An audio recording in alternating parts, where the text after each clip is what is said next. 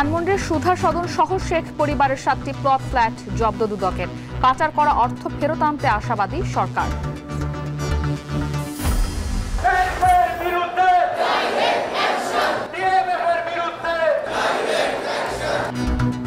পাঁচ দফা দাবিতে সারা দেশে ইন্টার্ন চিকিৎসকদের কমপ্লিট শাটডাউন। আউটডোরে সেবা বন্ধ থাকায় রোগীদের ভোগান্তি।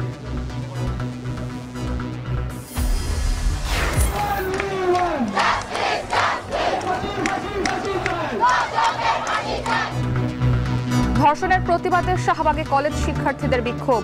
অপরাধীর সর্বোচ্চ শাস্তির দাবিতে সারা দেশেও চলছে কর্মসূচি। প্রক্সির মাধ্যমে প্রবাসীদের ভোটাধিকার প্রক্রিয়াধীন। পোস্টাল ব্যালট অকার্যকর বলছে ইসি। এপ্রিলে চূড়ান্ত সিদ্ধান্ত।